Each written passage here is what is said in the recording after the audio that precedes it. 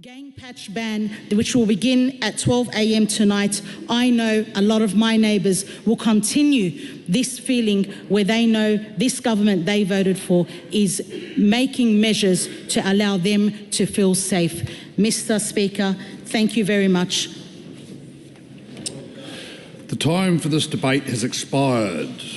Call on members, order of the day number 1.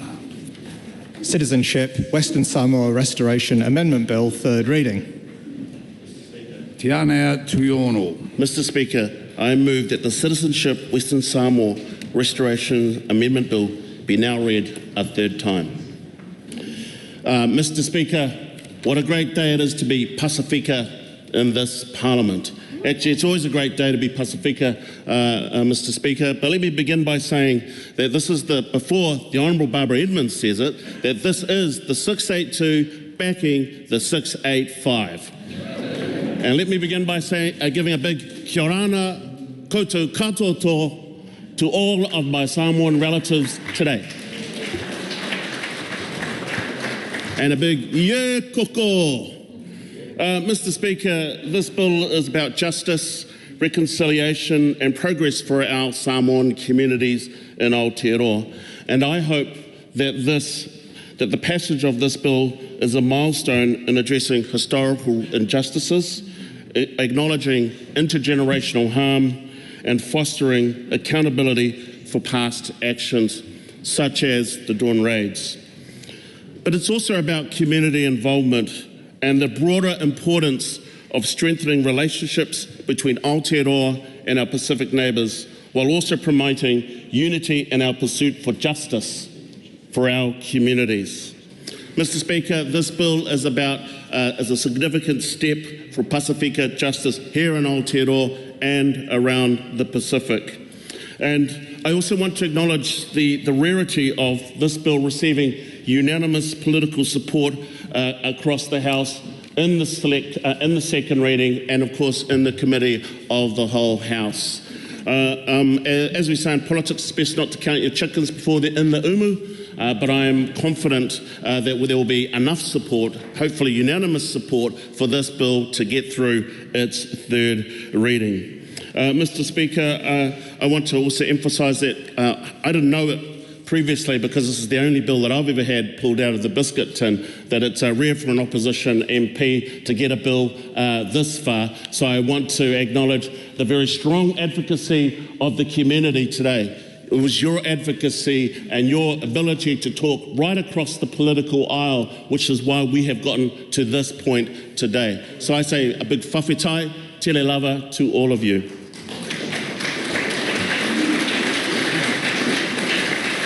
Mr. Speaker, often people ask me why the reasons for me of putting this bill in the biscuit tin, and there are a number. As a first-term MP, you try to put something together to put into the biscuit tin, and in the last parliamentary term, we were working on the Dawn raids apology, an incredibly heavy and painful subject for our peoples. And as I was doing that, Samoans my age were reaching out to me going, well, while you're doing this, there's actually all these other issues, and in particular, this very specific issue for our communities that we want you to address. And so today I want to acknowledge the Samoans of my generation, who are like myself, first generation Pacific Islanders, born here in Aotearoa, New Zealand, who have similar experiences as me, who asked me to put this bill into the biscuit tin. And I note that I have I want to acknowledge a number of them today. I note that I've got a friend of mine, Te Ao Pritchard. She's up here as well. Other friends of mine like Tony Fala as well, and Green Party councillor Renee Dingwall, who asked me specifically a lot to actually put something together to put this in the tin. Also acknowledging all the Samoans I went to Auckland University with, along with the Honourable Jenny Celesta, she'll know all of them, people such as Lotu Fuli, a number of us who ended up in He Fauwhau He Polotu Niue, which was the Niuean Student Association, people such as Terry and the others. You had an enormous impact on me on why I should put this bill in solidarity with you and your communities.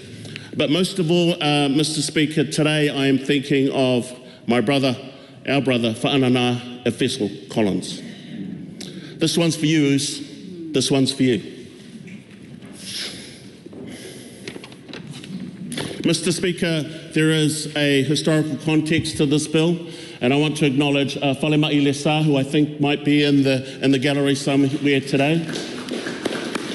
I want to acknowledge her commitment and the work that she did in 1978 to challenge the government when they took away her citizenship, Mr. Speaker. I want to acknowledge the workers of that time who came to the Select Committee, who presented and talked about how they rallied behind Whalemai and her legal team to get the pūtea together, to get the funding together, to take the case to the Privy Council. Mr. Speaker, they won that court case and they were right. They were New Zealand citizens and they had their citizenship removed. Mr. Speaker, I want to reflect on the weight of the debates that we've had in this chamber, the weight of the conversations that we heard through the Select Committee process, and to celebrate and acknowledge the extensive consultations that we had with the impacted community. Mr. Speaker, there were powerful testimonies from the Samoan community during the Select Committee process, and I want to praise the authenticity and the passion of young people, of our rangatahi, that came to the Select Committee process with their vision for a better future. Mr. Speaker, if I could say to our Pacifica communities, seeing the strength and the intelligence of those young people, I am certain that the future of Pacifica communities is in safe hands.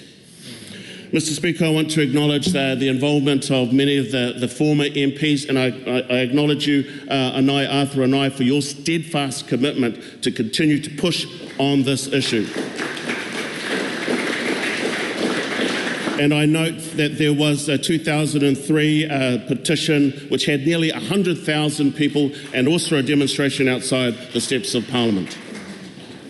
I want to acknowledge the other former Samoan MPs who have participated or shown their support throughout this process, such as the Honourable Lua Manuvau Winnie Laban, Teresa Ngobi, and Opito William Seal, who actually he was one of the first people I rang when this thing when I got the bill pulled out of the biscuit tin. I want to acknowledge Te Pāti Māori for being one of my first responders when I asked them if they would support the bill, and acknowledging the connection between tangata whenua, acknowledging the connection between tangata moana, tēnā koutou katoa. I also want to acknowledge the role that, of engagements with the Vau Vasa Manaia, the Right Honourable Winston Peters, for his very considered conversations with myself. We had a number of conversations, myself and the Honourable Jenny Salesa. 1982, I was just a kid, so having the experience of yourself, of the Right Honourable the Deputy Prime Minister, Mr. Speaker, was valuable in trying to find a way to navigate a way forward in this regard. Mr. Speaker, Le Maunga Lydia Sosene messaged me this morning, and I know that if she could have been, she would have been here. If she could have been, she would have been here. Sunga, sister, I know that you are probably listening today. This bill is also for you. This bill is also acknowledging the work that you have done in the Select Committee and in your communities to get people to move forward as well. I would like to acknowledge the Yak Party, who also, during the first reading, surprised the nation, I think, with their support. So Dr. Pamji Palmer, I'd like to recognise your contribution and the contribution of the Yak Party. The Select Committee process, Mr. Speaker, was amicable, I think, and I'd like to acknowledge the Cameron Brewer, Tim Costley and Tom Rutherford for their work behind the scenes, trying to wrangle their lot to get this over the line in a way that suits and benefits them. And of course, Andy Foster, whose amendment paper got up and mine too didn't. So congratulations to him for making sure that those amendment papers got over as well. Mr. Speaker, before I end, the thing is with these types of things as members of Parliament, we get up and we talk and everybody thinks that it's all about us, but actually the real heroes are the staff. The real heroes are the workers. And so I'd like to acknowledge the staff that have helped to support me, our Chief of Staffs, our directors, our comm staff. But I want to acknowledge Sāmoa Tūlafono, who is here today, Mr. Speaker. When I started this with Sāmoa. I'm an Ātuan, he is a Tongan. So you had an Ātuan and a Tongan supporting our Samoan family. I would also like to acknowledge Liara Koika-Stevens, who's been doing a lot of the heavy lifting behind the scenes, making sure that I'm organised along with Sāmoa as well, and the massive amounts of support that we've had from many of our young Māori and Pacific staff, Mr. Speaker, Jackie, Poppy, Tamahina and Sean, and all of our Green Party staff, Mr. Speaker. Mr. Speaker, the Greens are proud to have championed this bill, and we hope that it goes to some way to atoning for the past wrongs of this Parliament by the state against Pacifica communities. Let's savour this small but significant victory and carry forward the momentum to achieve possibly even greater things. When we unite in the pursuit of justice, there's so much more that we can accomplish. Mr. Speaker, whawhitai te lava, mei taki rā nui, I commend this bill to the House.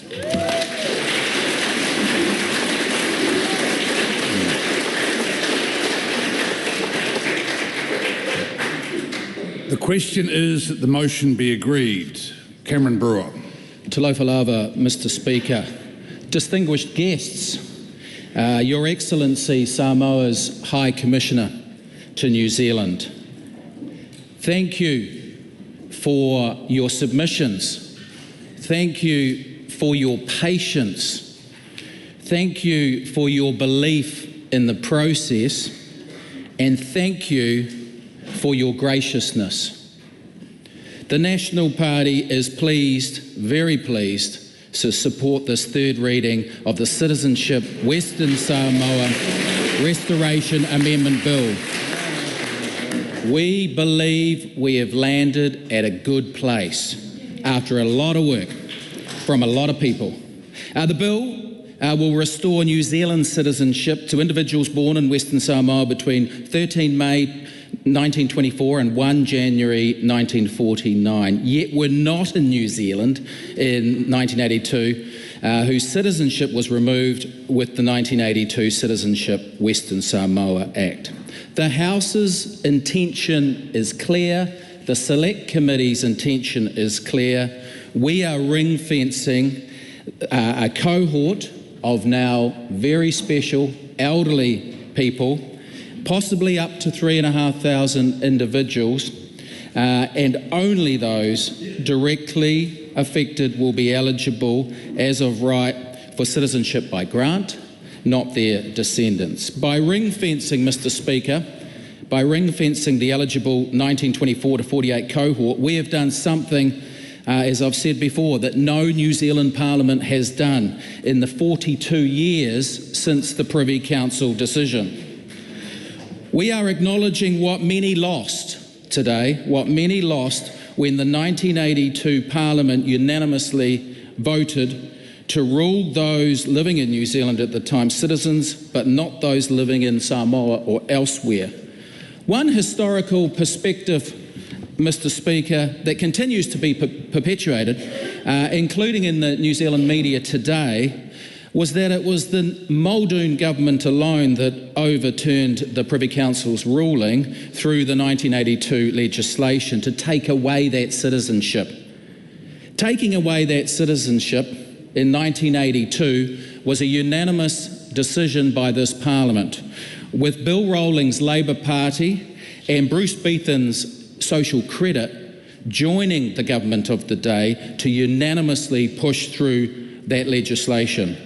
And isn't it great, sir, that 42 years later, this Parliament is united again in the restoration of citizenship.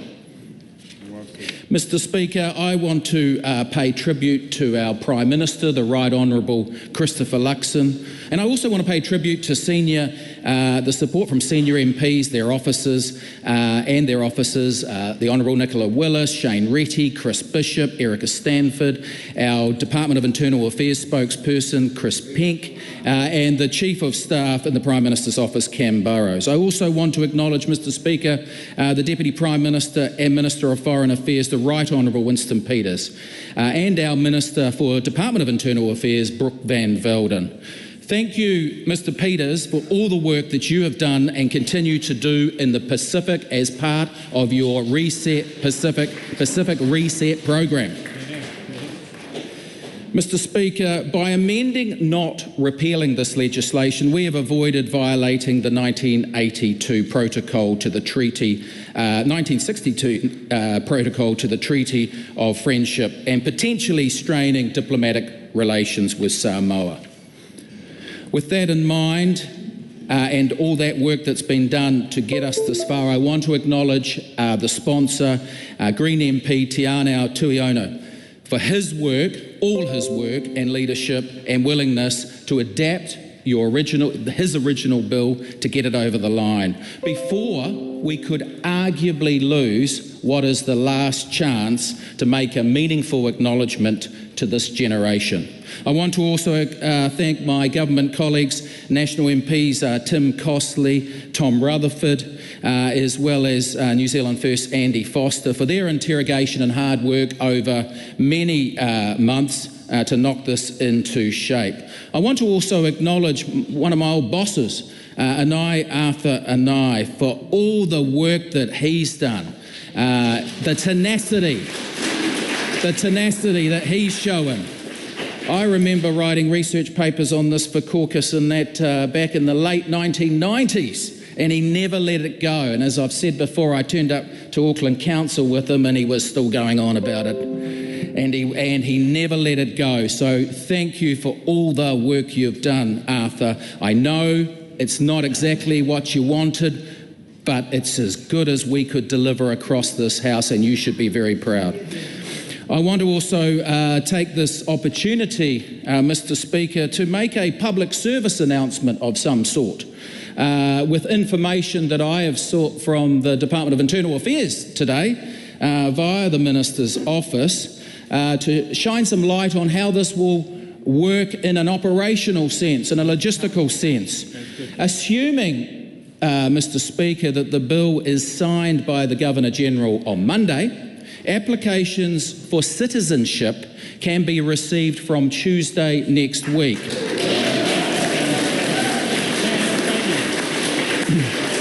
And I want to also announce, Mr. Speaker, that estimated processing times is 30 working days. But this is dependent on the volumes received and the information applicants provide.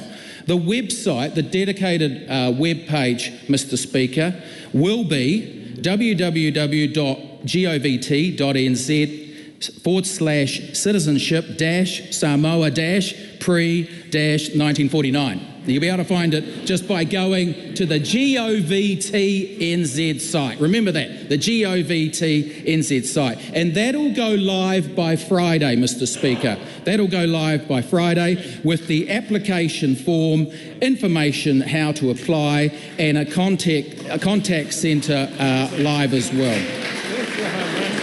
People can also, their children, grandchildren, nieces and nephews, friends and themselves, people can apply in person at a DIA counter in Auckland, in Wellington, in Christchurch, in Sydney, in London, and most importantly, at the High Commission in Apia.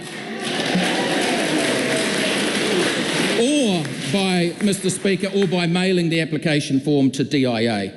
Information on the refunds for successful applicants, which the government and others have agreed to, refunds for successful applicants will be on the website. So that's the information on the refunds. So, Mr. Speaker, this is a very, very historic day. And as I was just saying to my good friend Tom Rutherford, no 2 days in the New Zealand Parliament are ever alike. And so it's great to be here for this historic moment, knowing that it has been 42 years in the making. And frankly, our Prime Minister can feel proud that since 1982, after 6 Labour Prime Ministers and 4 national ones, he is the one Prime Minister who is putting his support to this.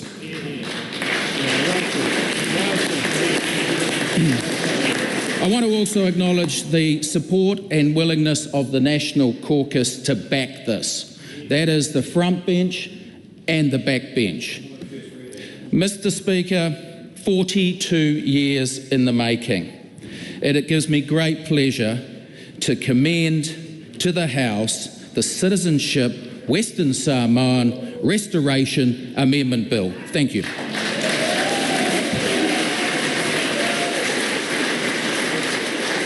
Right Honourable Chris Hipkins. Talofa lava, Mr. Speaker, and to all of our Samoan communities here at Parliament today and who are watching around Aotearoa and in fact around the world. I know today is a very significant day for all of you. Welcome to Parliament. Today is about righting an historic wrong. It is a very big day, and I'm proud to be able to take this call and lend Labour's full support to this bill.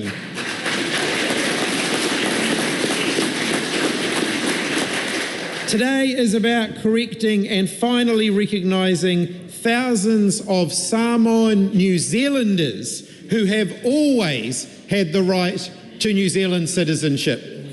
Today is about justice, and I acknowledge it has been a long and a hard battle for so many people who have fought for justice for so long. And I want to acknowledge Te Anau Tuiono for bringing this bill before the House.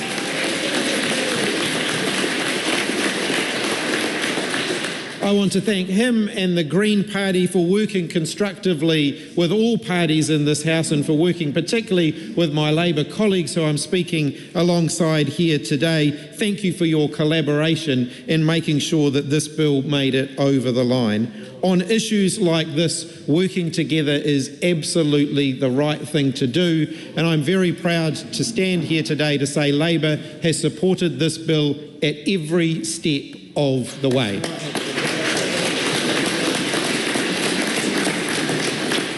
To the tens of thousands from our Samoan communities whose voices have helped to shape this bill, thank you for your ongoing and your strong advocacy.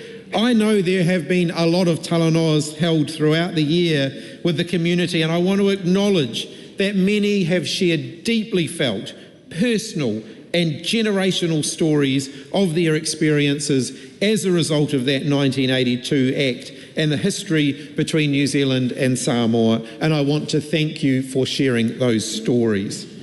I want to thank our Labour MPs who have put so much work into making sure that we as a team understood why this bill was important and why our support for it mattered. They have been right there alongside our Samoan New Zealanders, supporting them each and every step of the way, whether it's during all of those meetings around the country, on marches, bringing their voices and aspirations to Parliament. Thank you to our Pacifica MPs. To Leomanga Lydia Susini, who can't be here today, but who sat on the Select Committee, a very warm thank you to you. To Carmel Sepoloni, Barbara Edmonds, Jenny Salesa and Tangi Utakiri, thank you for all of the engagement I know that you have been doing with our communities across the country.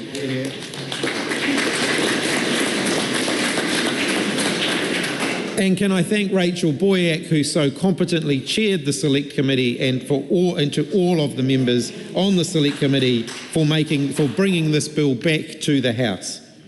It is a powerful thing to have strong Pacific representation at Parliament. And I'm very proud of Labour's strong connection with our Pacific communities and the strong representatives that you have sent to be part of our team. The strong relationship and that strength of relationship is something that we celebrate and we respect every single day in this House. It helps to bring about change, like the ones that we are seeing here today. And that's why I'm proud to say that Labour will continue to wholeheartedly support this bill. There have been many strong voices heard during this debate, almost 25,000 submissions during the Select Committee process. It's been very clear that this is an issue important to and close to so many within our community.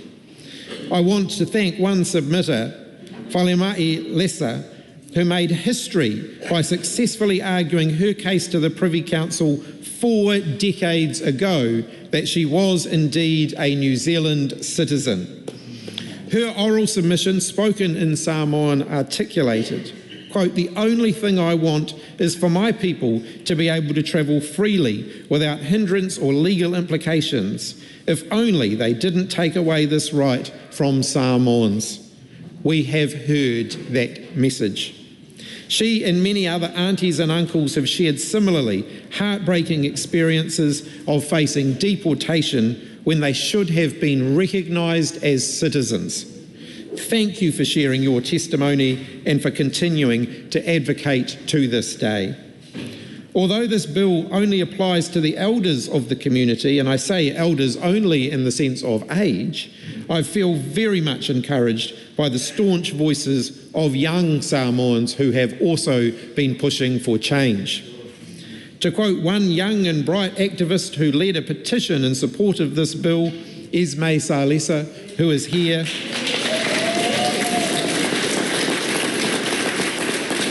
I want to quote from her directly, quote, "They have a right to be here as much as anyone else does, and they deserve their citizenship." I totally agree. This is about fairness. It's about ensuring that those who are entitled to the rights other New Zealanders have are afforded those rights.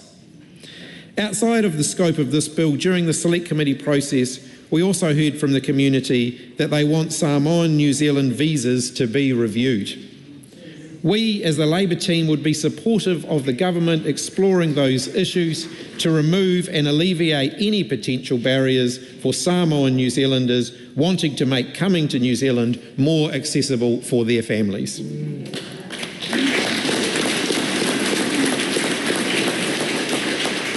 Today's decision to overturn injustices of the past against our Samoan communities is the way forward in honouring the spirit of the government's Dawn Raids apology. The apology was a watershed moment for New Zealand, and I know how important it was for our Pacific communities. But I also know that we've still got a way to go to make sure that our actions match up with the words in that apology. And today's passage of this bill through the House is another thing that gives meaning to the words when we said as a country that we were sorry. We must look to our past to reconcile our future. The Muldoon era heralded a series of discriminatory immigration laws, which of course led to the Dawn Raids and the subsequent 1982 removal of citizenship for Samoans born between 1924 and 1948. It should never have happened. Today is a step forward. I know for many Ainga, they've waited a long time for this. I know just how much today means for you all and what it means for the thousands who are now going to be eligible for citizenship.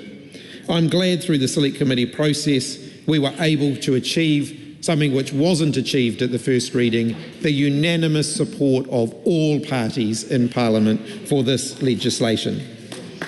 There were concessions along the way that needed to be made to get that, but I am glad that everybody got there in the end. What's important is that there is a pathway forward for those who would otherwise have been left behind. I know our Samoan communities are amongst our hardest working and proudest New Zealanders, and I know that today is a big day. I know for some of you, citizenship was the last step to being fully recognised as a New Zealander and finally feeling like you can call Aotearoa New Zealand home. And I can assure you that you have always been home here. Whenever I've been with our Samoan communities here, whether it's at a Pacifica Fest, at the Whale, or simply walking down Great South Road in Otahuhu, I've always been made to feel very warmly at home. I have always been very, very well fed, and I have always enjoyed great company. We are really proud of our Samoan communities here in New Zealand. Thank you for everything you contribute to the richness of this country. It's a legacy of empowering our communities that we're firmly committed to upholding. So for those of you who are eligible, I understand the oldest cohort may be as young as 100 years young. Once the applications are open, I encourage you to consider it. You have a right to participate in this country to the fullest, and we are very pleased that you are finally going to get this opportunity. Whawhatai tale lava, thank you all again. And as my colleague and good friend Barbara Edmonds, who no doubt is going to speak and say this later on, today it's the 685s to the world.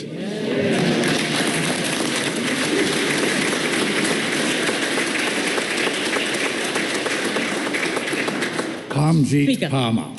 Thank you, Mr. Speaker. Mr. Speaker, I'm taking this call on behalf of the ACT Party to support the Citizenship Western Samoa Restoration Amendment Bill. We are quite pleased, Mr. Speaker, to see that this bill has come to this stage, and I know that it's a member's bill, so for any member for their bill to be drawn from the ballot is quite exciting. And then to see this bill come to this stage, final stage in the House, is even more exciting. So I would like to congratulate the member in charge, Tiana Tiono, for bringing this bill to Parliament, giving us the opportunity to debate this issue, and coming to this point that we are agreeing to support this bill. Mr. Speaker, I would also like to express my deepest gratitude to 24,000 plus submitters. Their effort is commendable. I also want to thank everybody who has been part of this process. I know that during the first reading, we had many members of the community, those who came here to witness the passing of the first reading and then the second reading. And after the second reading, Mr. Speaker, we had a beautiful function with the community, and I can say there were easily close to 150 members of the community, those who joined us for that function after the second reading was passed in the House. And Mr. Speaker, in the Committee of the Whole House, good progress was made on this bill. The amendment which was made, Andy Foster's amendment, Mr. Speaker, supported by the whole House, I want to acknowledge that, because that amendment provided a good balance. Because this bill is not about obtaining citizenship. This bill is about reclaiming citizenship. So I think it provides that really good balance that if the application is approved, the applicant will be able to get their fee refunded. And the whole House supported that amendment, which is, again, a great thing. And now, Mr. Speaker, in the third reading, again, I see that there are so many members of the community here in the gallery, and our gallery is full. Thank you so much for making this special effort.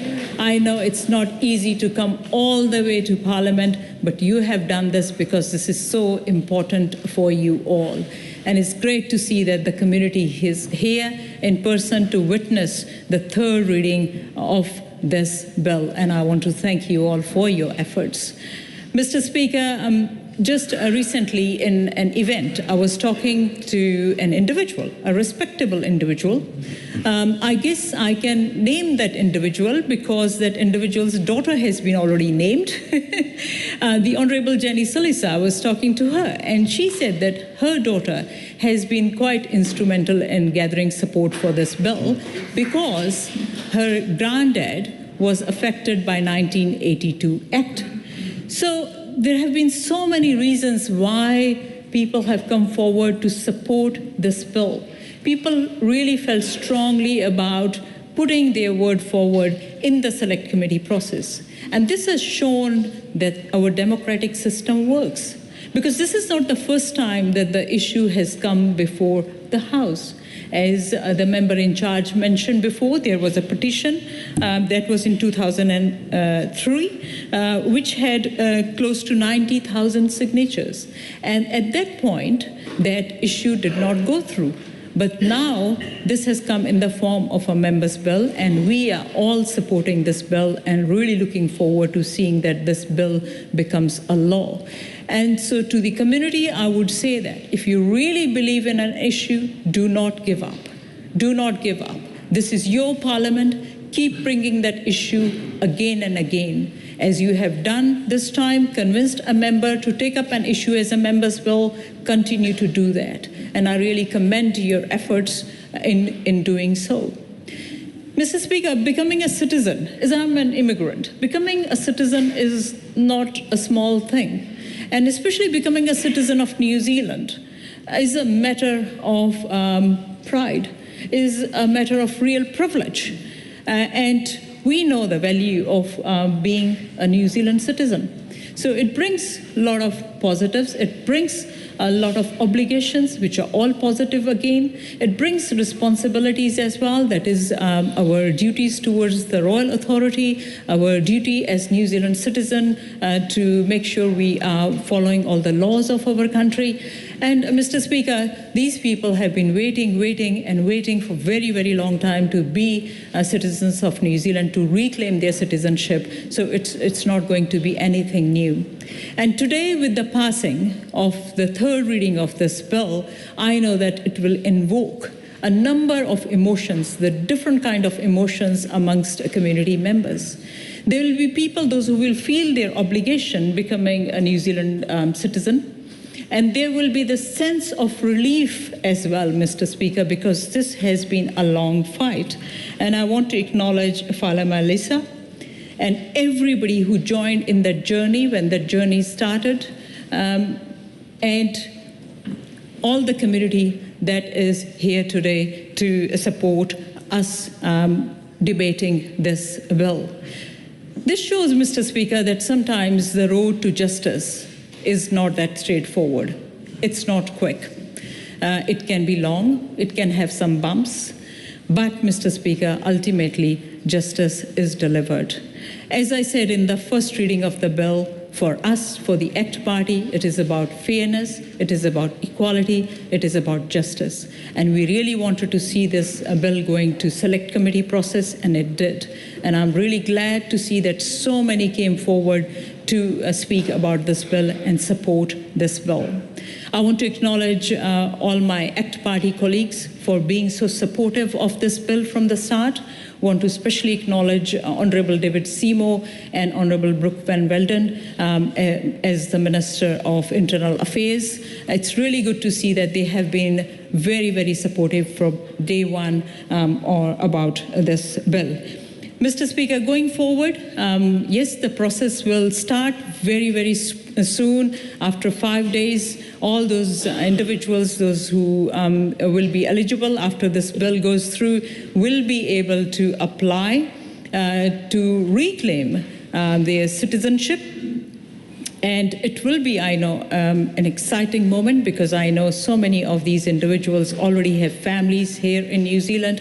It will be a great opportunity for them to become New Zealand citizens and then utilize their time with their families here in New Zealand without going through the longer processes that they might be going through at the moment.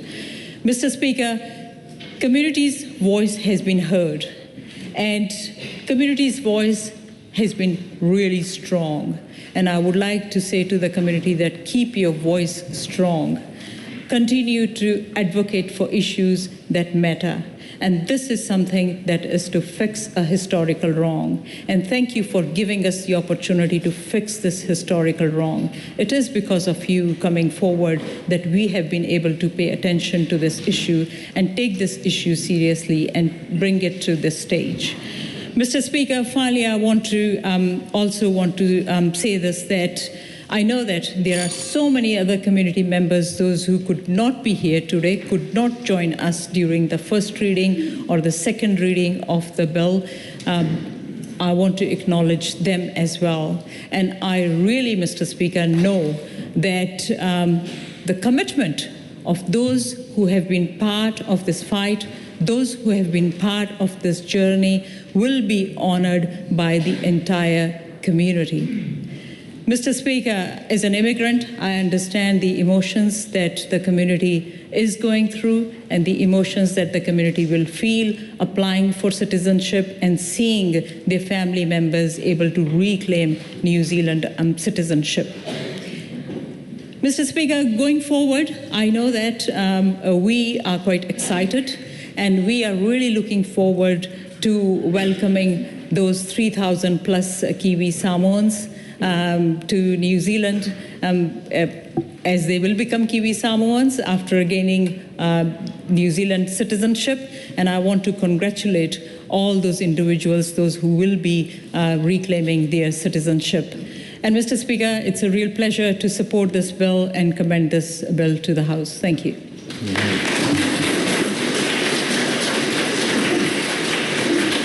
Andy Foster. Mr. Speaker, this is a good day. This is a happy day. This is a day of alofa. It's a day that we together take the final steps in this House to right a wrong that is 42 years old. It's a day when this Parliament does what no other Parliament has done over that 42 years, despite several requests to take action. And it's a day when this Parliament will be unanimous, I'm confident will be unanimous, Tiano, will be unanimous in supporting this legislation to correct that wrong which was done 42 years ago when that House was unanimous in creating the wrong in the first place. Mr. Speaker, I'm delighted to speak in support of this bill on behalf of New Zealand First.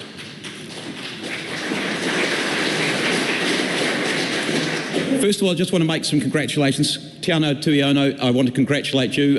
People get congratulated for getting a bill drawn out of the hat, but the reality is you had to be in to win. You got it in there, it came out, and you have worked diligently with the Select Committee, with the Samoan community to make sure that we got this bill to a place where it can get through today. So I want to congratulate you for all of that. Mr. Speaker, I also wanted to place on record my thanks and congratulations to all of the Select Committee. The Governance Administration Select Committee worked really collegially under the chairmanship of Rachel Boyack, Lamonga, Lydia Saseni, who's unfortunately not able to be with us. Quite a number of other members of Parliament were involved in that. My colleagues on this side, Tim Costley, Cam Brewer, and Tom Rutherford, and we worked really, really collegially together to make sure that we got this bill into a place where it will get through this House unanimously. And I don't think we've actually we thanked a little bit the officials, but I do want to place on record, and I'm probably going to miss someone here, our thanks to all the officials from the different agencies, the Department of Internal Affairs, MB through the Department, or through Immigration, the Ministry of Foreign Affairs and Trade, Pacific Peoples. And the fact that you have so many agencies just illustrates what looked like a simple bill wasn't. It became very, very complicated. Every time you peeled the onion a little bit, it got more and more complicated. So I want to place on record my thanks to all of those officials. But my biggest thanks is to the Samoan community. And I just want to say it's great to see you all here in the gallery with us. Tūlafono, awhio mai, and it is wonderful to have you here. This is your Parliament. This is your Parliament, and I hope that today is a way of your Parliament saying that we are your Parliament and proving that. I also want a very special welcome to His Excellency Ambassador Whaamatalapu Toliafoa. I think I got that there. It's lovely to see you, Your Excellency.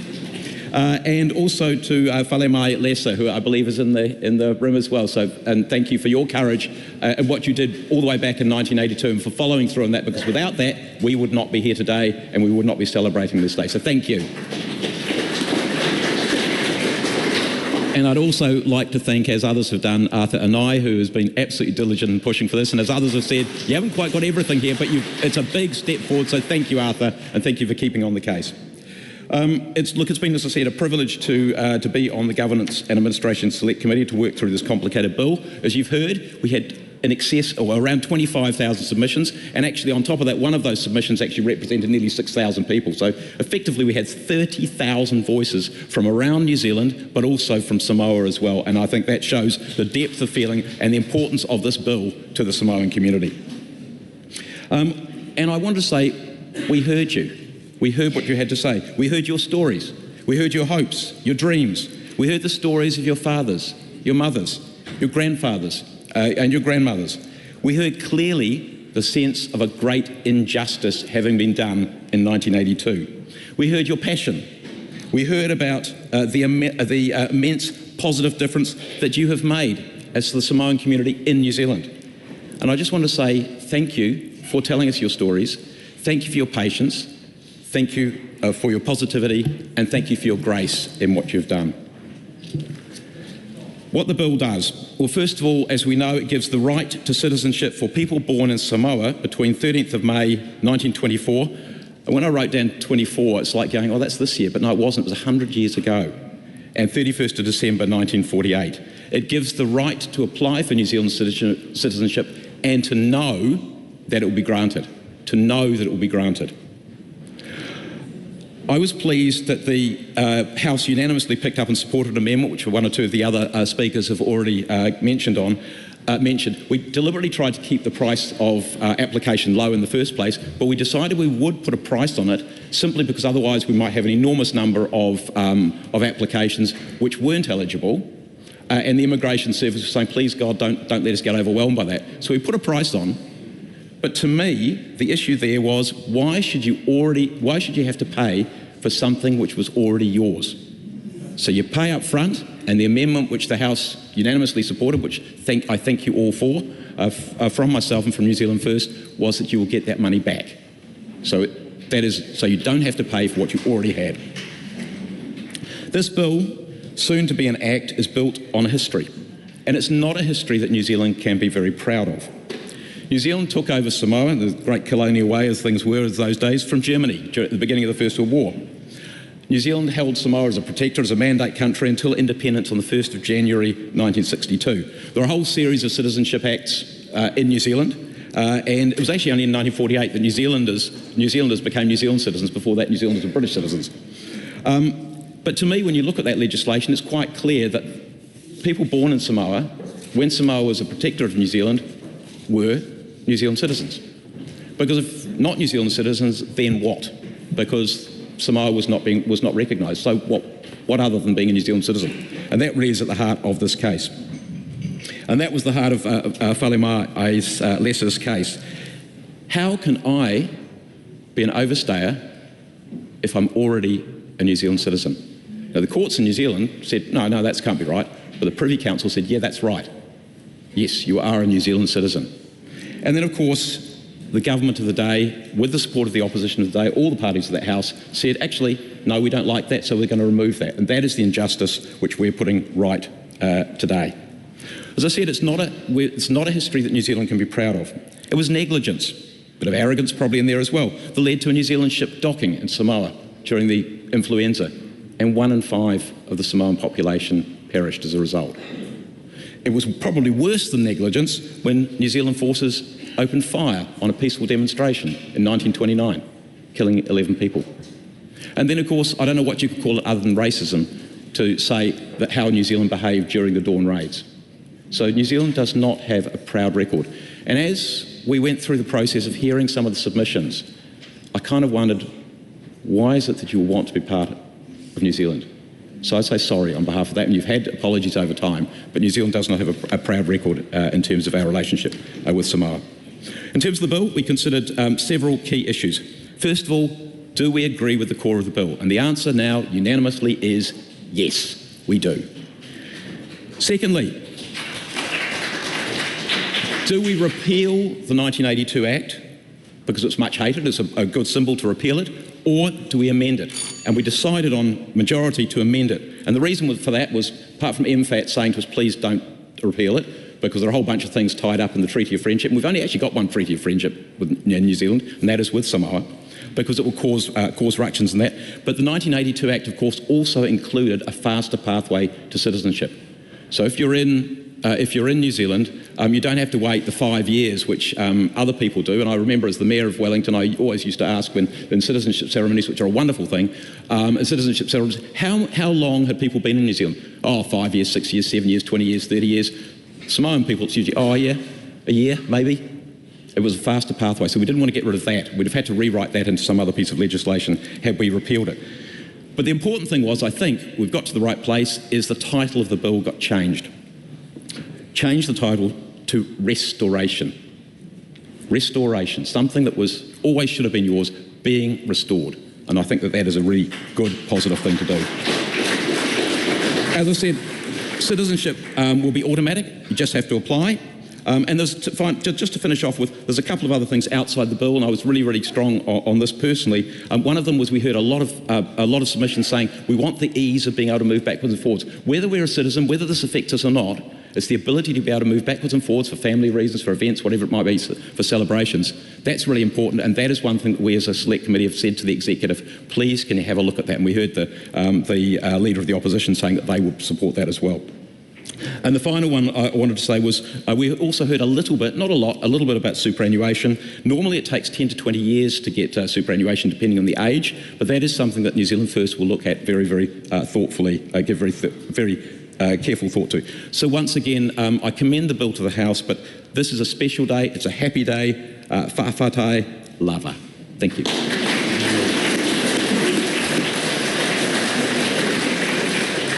This is a 5-minute split call. Debbie Narawa Paka. Tēnā koe te pika. O te tū atu I luma nei, I awi au māsui o tangata whenua, o mokopuna Samoan Māori e langolango lei, mamalu o tangata Samoa, o lena I Tūlafono.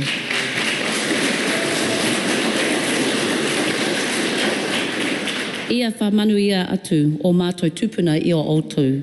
Ia omai le atua le manuia mō tātou whawhitai lava. Kei aku nui, kei aku rahi, kei aku wakatamarahi ki te rangi, kei aku wakataitei ki te whenua. Tēnā tātou katoa. E tū ana hau hei māngai I ngā kai kōrero mō te Pāti Māori, e kaha tautoko ana I tēnei kaupapa o tira, e te pānuitanga tuatoro o tēnei pere. Kei aku whanaunga o te moana nui a kiwa, no koutou te rā, e tika ana te kōrero e ki ana papake mai, ngā nunui wawaratia, ngā tairere e ripo e ngā ngaru nui, te rehutai e konei rā. The great waves crash, the currents spread, swirling with the large wave of the foam of the sea. This is the kōrero that describes our whanaungatanga and the power of the movement of the ocean, signifying the movement of the significance of today. And in this case, the significance of you, our whanaunga, our tuakana. We are one moana, we are one people, we are multiple waka. It is right, it is pono, it is tika to always be here and witness when something so kino or so bad is being removed.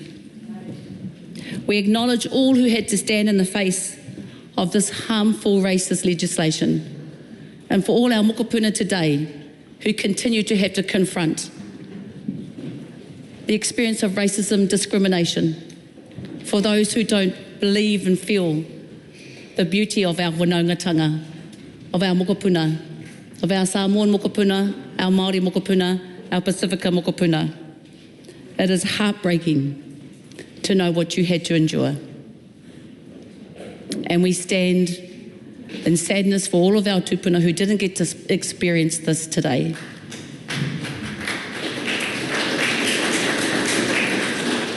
If only this House could stop creating harm. We call on you as our tuakana because you are not immigrants. You are not immigrants.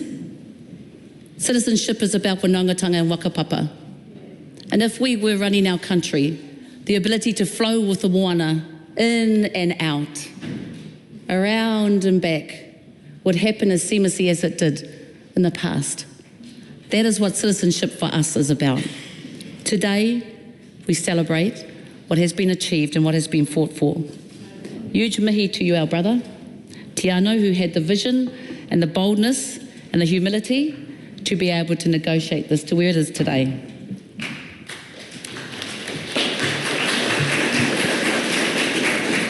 Our wakapapa is something to be treasured. And while it is that we hear the lament of those in this House who have apologised and have supported this bill, I acknowledge you all. I acknowledge the mokopuna of those who had to experience this great, deep sadness and what it is that they turned up yesterday for us. Because your teina here are going to call on you and need your tautoko for what we're confronting as well. Aroha no whānau. This is a celebration to wakanui you, to wakanui the strength, the vision, the guts of those who never gave up, and may that always be flowing through the bloods of our mokopuna today as they had to continue to fight, but also enjoy the blessings of our God, who made sure that we got to be here today to enjoy and be able to see what it is for us to experience kotahitanga. So Te Pāti Māori has the absolute honour to be here to tautoko this bill. May we never ever see the repeat of this in our history, and may we be brave and bold enough to continue to push for what it is that we know is real and true.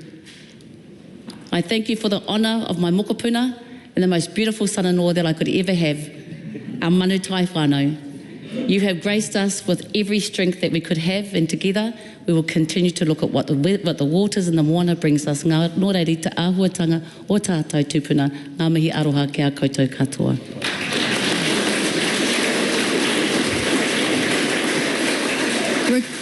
Just before I call Ricardo Menendez March, I've just had a discussion with the previous speaker as we come in. Clapping is great, but it's actually broadening out the time. All parties have spoken now, so maybe we'll just save our chair and our waiata for the end. Not wanting to stamp down your excitement, but let's have a big celebration at the end. Thank you. Ricardo Menendez March. Tēnā koe, Mr. Speaker. I just firstly want to acknowledge that this is a bill about justice and reconciliation. And I note your comments, Madam Speaker, about clapping, but I can't avoid but feel the wairu and the energy from the gallery around how momentous and historic this is. And I just want to commend your validation and basically your words by nature of the reciprocity when it comes to how you engage with this debate. And I want to acknowledge the long-standing history of advocacy and campaigning from Samoan communities for truth. Because actually, when I heard Submit Us, rewatching the amazing words that were spoken in Select Committee, actually many people were simply speaking the truth in the pursuit of justice. And people were seeking for intertwined histories to be recognized, the good, the bad, the ugly, including our shameful history of colonization. And when we're here finally in this stage, I think there's an opportunity to set the terms of how we move forward, not just in this bill, but in any other policy that touches your communities. I want to acknowledge my friend and colleague Tiana Tuiono and our beloved Whaanana Feso Collins, who we carry with us every single day. I know how much this bill meant to him and the communities that he served. This bill has been decades in the making. I know that many have acknowledged Whalemai Lesa for her amazing advocacy and fight to have her rights recognized.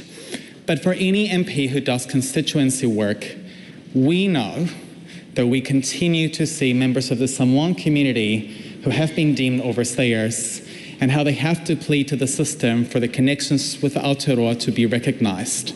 This is a fight that no one should have to have. And I think this bill will be one step to avoid having members of the communities pleading their case for what is simply theirs and was always theirs to begin with. I wanted to echo the words of Auckland University law lecturer Dylan Faso, who when he was talking about the history of why we had this bill, he noted the moral panic. And if I quote him, he said, it was one of the most racist pieces of legislation on the books. It came about because the Malden government deemed Pacific migrants a danger to New Zealand society. If the government is genuine and wants to apologize for the racism of the Dawn raids, then it needs to repeal this piece of legislation to at least offer to Samoans who had their citizenship rights revoked through that legislation to get their citizenship back.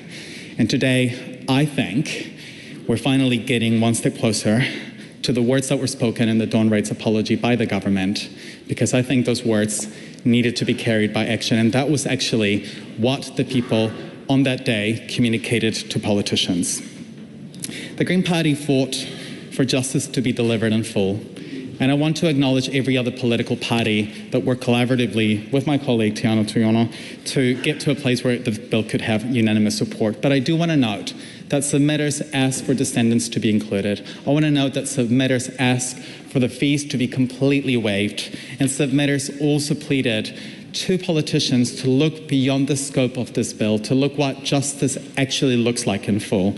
Many noted that our immigration system continues treating Pacifica as a danger to New Zealand. And I think this is reflected by the fact that we continue asking Samoans to fork out hundreds of dollars to apply to visit their relatives.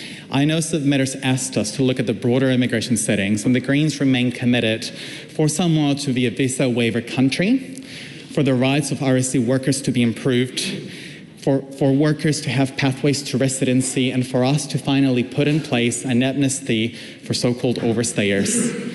Those are all things that the Green Party will continue backing the submitters and members in the community who have long campaigned for justice to be delivered. Because what I see today in the gallery and across the nation over the past few days is a rising movement for Pacifica justice, for Tiriti justice, and a recognition that our histories and our liberations are intertwined, that I am not free until all of us are free. And I want to end by commending this bill to the House, and in hope that we can all move forward in delivering full and true justice, as previous speakers have said, and that we can collaborate to get Samoa to be a visa waiver country as soon as possible. Kia ora. Tim Costley. Whātalofa atu, e le mbaya, ma le mamalu o Samoa o Botoboto. Talofa lava, Madam Speaker. In my office in Levin proudly hangs some artwork. Artwork that represents our community in Horowhenua. Artwork from Fiji, Aotearoa, Tonga, and at the top there, I know you can't see it from the gallery, but proudly it says Manu Samoa. Table the art. Table the art. Well, I've been asked to table it, and I would happily do so. It is done by students at Tautoko School in Levin, our lowest decile school, but the most amazing school, and the most amazing children that represent their Pacifica community so well. And on the murals, they have big murals from these different Pacifica countries, including Kiribati as well, that hang up. And I'm just so proud of them, not just of their art, but of what they bring to our community, the important role that Pacifica play in Horowhenua especially. And so proud to represent them and all of us here today. And I want to just start by noting the character that we've seen from our Samoan community over 110 years. The patience, the dignity, the willingness to persevere, working through our democratic institutions, our parliamentary system, to fight for the right outcome, but also to fight in the right way. You know, I think we have seen the depth of character from our Samoan community, one that inspires me.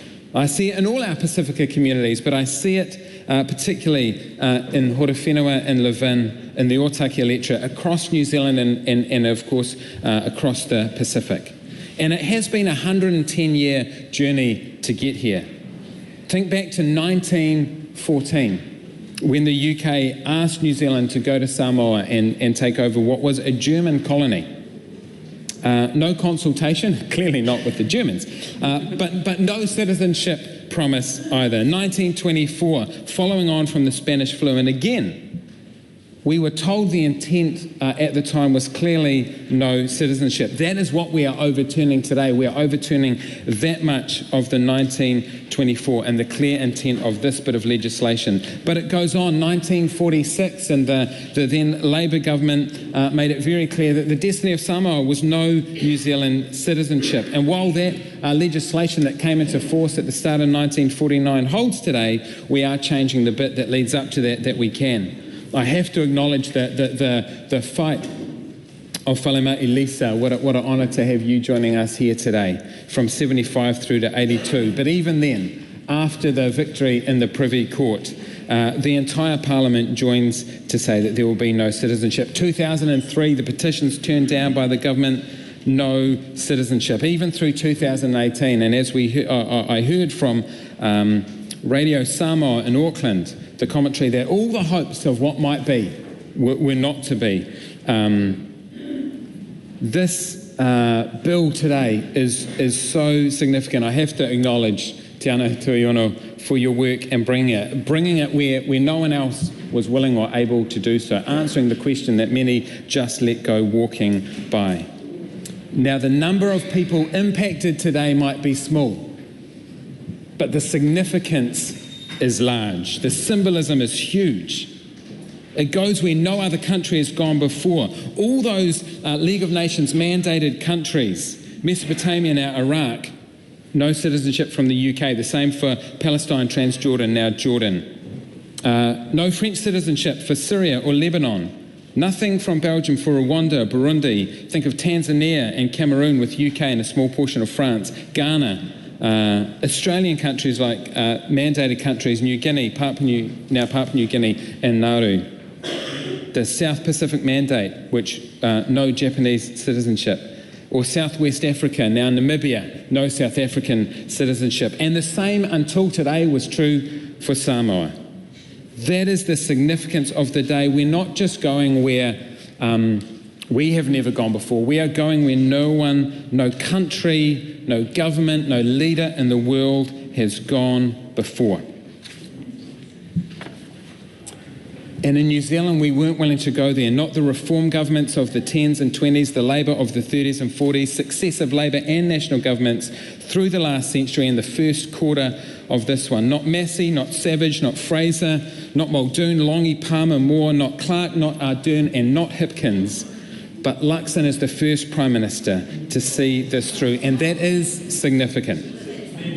While we have changed the bills in the Select Committee to refine it, to adhere to the intent of the 1982 legislation and ensure it is reversing what was done in that 1982, and secondly, to change it to appeal, to amend and not to repeal. Those two changes are significant so that we maintain the Treaty of Friendship and we can honour what was there.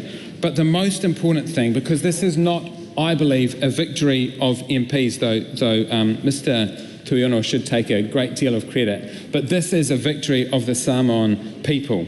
And that is what has inspired me the most. That is what has caught my emotions the most through this. And I want to finish by just reading some of the things that touch me from the huge pile of submissions I have, and I wish we had time to read them all. But I think, there were three key themes. One was we need to see a tangible action. And I'm quoting from David Louis here, as he says that the previous apologies, they were hollow, they fell short because there is inadequate action.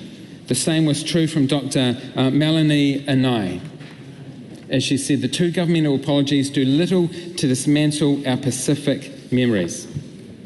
Samoan Trade and Investment Council, the previous apologies don't cut it. Or from Suahanj Shvalga, who brought the same message, that we need a tangible and outward and visible sign of this inward and invisible bond that our two countries share. I think of those that shared their personal experience, how this impacted their families, like Akaripa To'alepaali'i, who spoke about how he didn't have citizenship, born in the target window.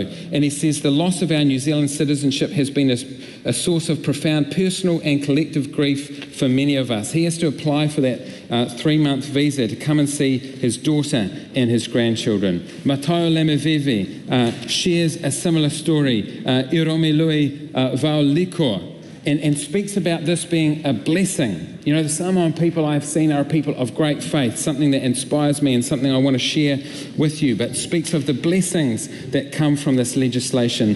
Lealasa Tovio, she has her citizenship, born in 48, but her older sister, born in 1946, doesn't. And again, it's this wanting to reunite the family once more. And I have piles of them that we don't have time to read, but they all deserve the recognition and the credit for what they have done. As Leoula Desmond Amosa said, the role of Parliament is to ensure justice is served. And that's what today is, I believe, doing. So let me finish, Madam Speaker. We support this bill in a refined sense, targeted to those impacted by the 1982 legislation, amending, not repealing, so that the Treaty of Friendship can continue. But it is the victory of the Samoan people and what they have demonstrated. And I have to finish by quoting Tamasese Meaole, who died in the 1929 massacre. He said, "My blood has been spilt for Samoa. I am proud to give it. Do not dream of avenging it. It was spilt for peace." And the way that the Samoan people have worked, have led over the last 110 years in peace, you deserve what comes from this. This is your day. This is your victory. O te matua, lango lango ina, lele pile mo Samoa. Honourable Carmel Cipollone. E so'o le whau I le whau. A thread can't hold its own. Its strength comes from being interwoven with other threads to create the fine mat. Unity is in strength. It is the unity of our Samoan community that has led to what will be a successful passing of the Citizenship Western Samoa Restoration Amendment Bill here today. With that in mind, my first acknowledgement must go to our Samoan community who have driven the campaign to have this bill heard and passed. Our elders, our young people, Samoans in Samoa and in other parts of the world, and Samoans here in Aotearoa. I sat on the select committee to receive some of the submissions. You were staunch, you were evidence-based, you appealed to the human decency of all the select committee members. At times you had select committee members in tears. You had me in tears. You shared the injustices inflicted on our Samoan people and the struggles that ensued. Whaftai lava for possessing the courage to share our collective stories, our collective experiences, our collective reality here in Aotearoa, New Zealand. My father is an avid Radio Samoa listener. And yes, I saw you up there, Xavier. He has listened keenly to all of the talkback guest interviewees, politicians, Samoan community leaders on this issue, as did so many. And I know that alongside Radio Samoa, the Pacific Media Network, Tangata Pacifica, and all of our Pacifica media and Pacifica journalists made sure that this was an issue that was made accessible to our community. We are grateful for the role that our media has played across the course of this bill being pulled from the tin to now about to pass third reading, for keeping our people informed. Because of all of you, we are about to pass this bill that rights a historic wrong for those born in Samoa who had their citizenship revoked under the 1982 Act when they were rightly entitled to it. Now, sometimes as politicians, someone from another political party has a good idea. The real test of politicians is our ability to get in behind that idea and put aside the party political agendas and to support with seeing the policy or law through to fruition. This was not a problem for Labour in this instance. Te Anau Tuiono is our Cook Island brother. Outside of Labour, he is the only other elected Pacific Member of Parliament in Parliament at this time, and we share in our love for our Pacifica community and in the knowledge of the history of our community here in Aotearoa, New Zealand, the good, the bad, and of course, the ugly. We share in a belief that the Treaty of Friendship with Samoa needs to be honoured and that there have been decisions made by the New Zealand government over the course of time that have not honoured that friendship. We also believe that the Dawn Raids apology is a living apology and didn't start and finish on the day the apology was made. As politicians from across political parties, we should be continually seeking out opportunities for actions to match the words of that apology through our policy, through our funding, and our legislative decisions. Te Anau Tuiono, thank you on this occasion for being the politician with a good idea, Not just a good idea, but a bill that would address an injustice committed against Samoa and Samoans.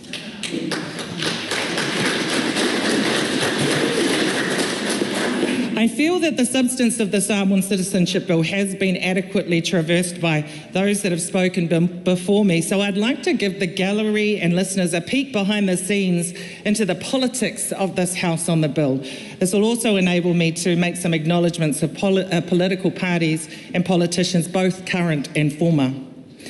Now, there was never a question about the Greens, Labour and Māori Party support for this bill. It was not only about the current politicians, we had our former ones on our tails, making sure we were living up to the expectations of our community. From Labour's perspective, I particularly acknowledge, and she can't be here with you all today, Lua Manuvau, Winnie Laban and Aupito Sua William Seal.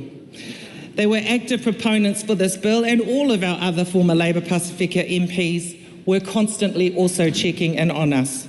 We also had our two lead Labour MPs on the Select Committee who diligently consulted with our Labour Pacific MPs on this bill. The Select Committee Chair, Rachel Boyack, and our Samoan sister, Le Maunga Lydia Sorsene, who can't be with us here today due to illness.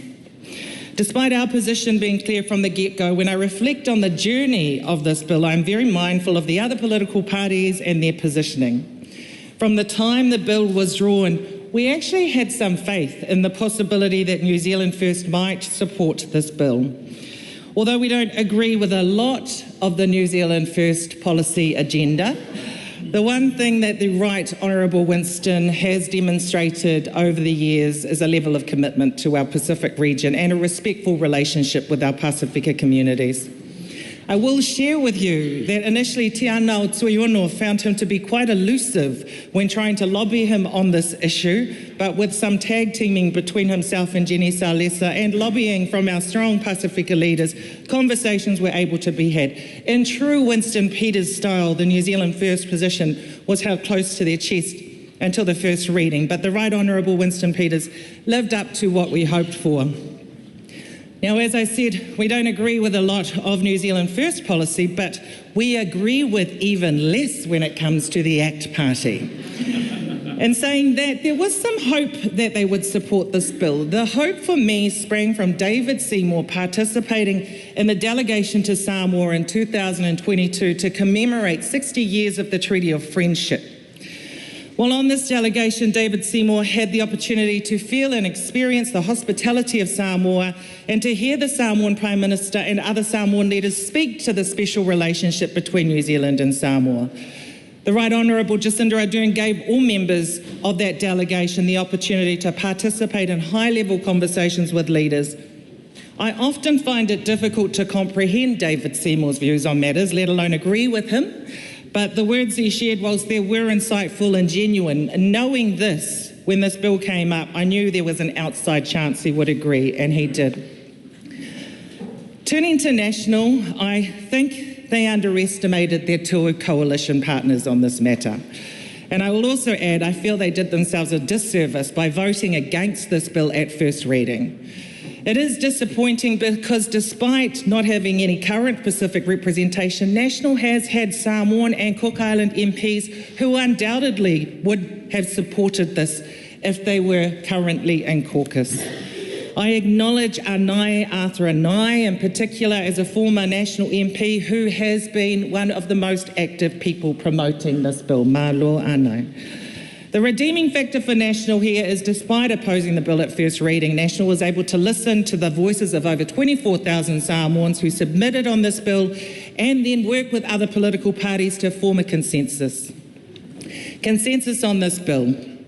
Although it's good and that we can agree, it is important to note when there are areas of disagreement. Labour and the Greens heard the call from the community to extend eligibility to descendants born prior to the 1st of January 1962. This was not supported. Labour and the Greens also wanted the application for those eligible to be free of charge. Instead, an amendment was put up at this committee stages that means those who make successful applications can be refunded the fee. There were also areas traversed during the submission process that fell out of the scope of the bill. It's important to mention them. It was issues with the quota for Samoans coming from Samoa, There were issues with visas and access to Samoa, particularly for important events. As has been mentioned in the House by our leader, Chris Hipkins, Labor believes that these areas should be explored.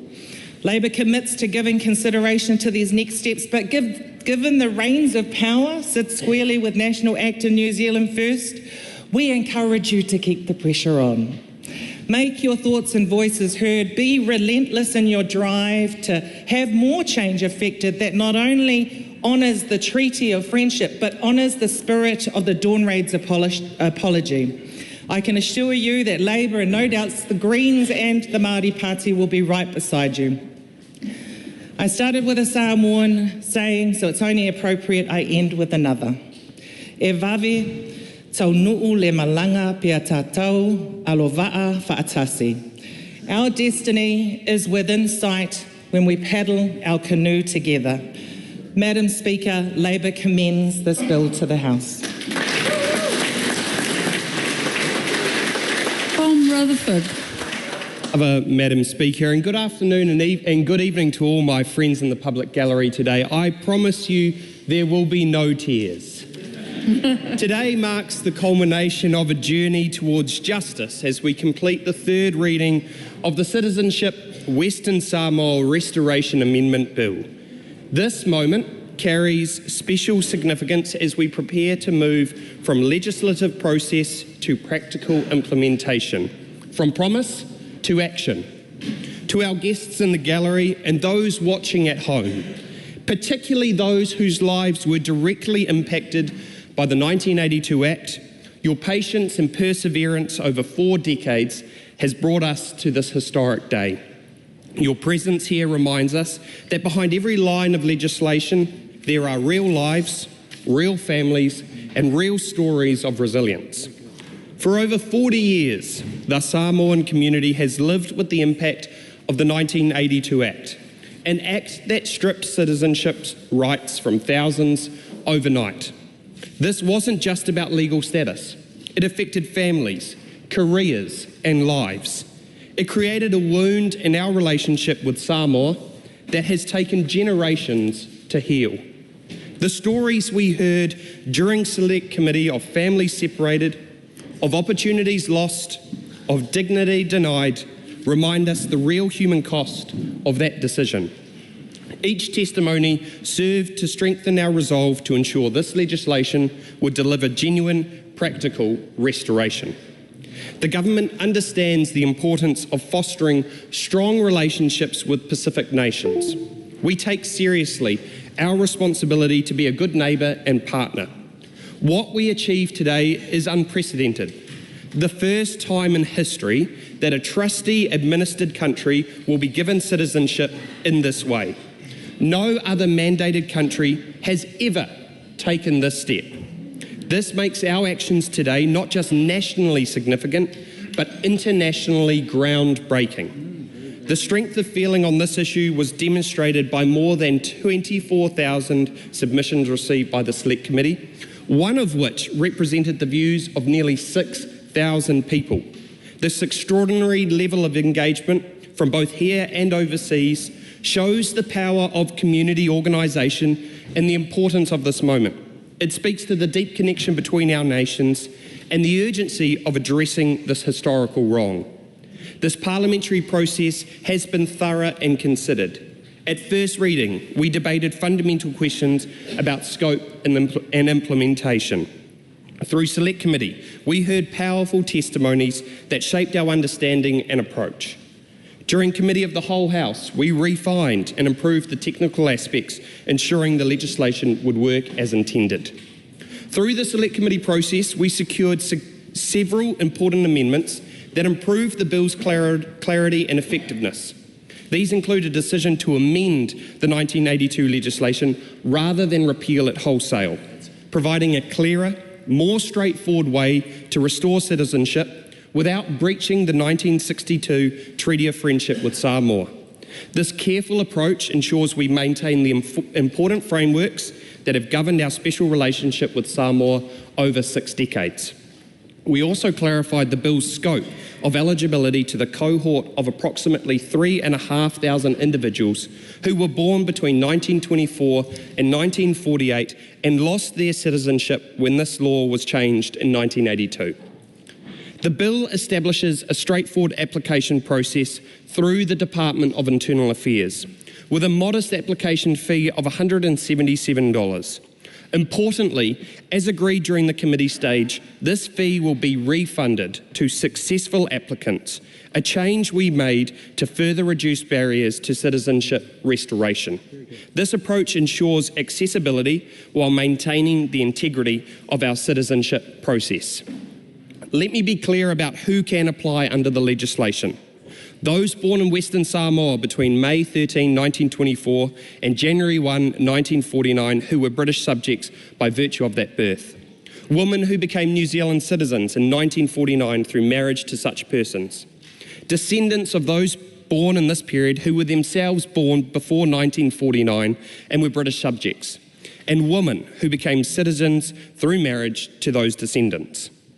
Following strong advocacy from select committee members, particularly Lamonga Lydia Sosasini and the bill's sponsor, Tiana Tuiono, we have ensured that clear communication will be at the heart of implementation. All documentation, guidance and support will be provided in both English and Samoan, ensuring the process is truly accessible to all those who are eligible. The legislation strikes a careful balance. While it rights a historical wrong, it does so in a way that strengthens rather than compromises our relationship with Samoa. The Department of Internal Affairs will provide comprehensive support to help applicants understand their eligibility and navigate the process. This will include dedicated staff, documentation guidance, and resources in both English and Samoan.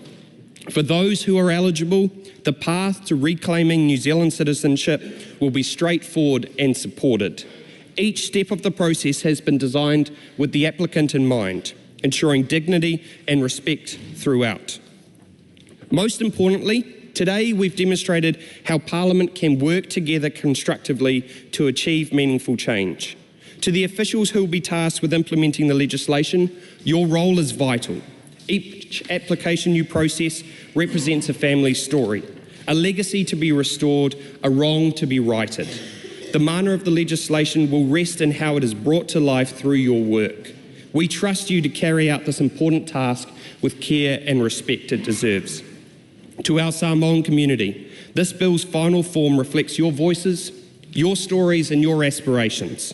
The practical process it establishes will soon allow many of you to reclaim what was taken in 1982. While we cannot turn back time, we can and will move forward together. Madam Speaker, when the future generations look back on Parliament's work, let them see in this bill an example of how a nation can acknowledge its mistakes and take practical steps to address them. Let them see how we can strengthen relationships with our Pacific neighbours through actions, not just words. Let them understand that while justice may sometimes be delayed, it need never be denied.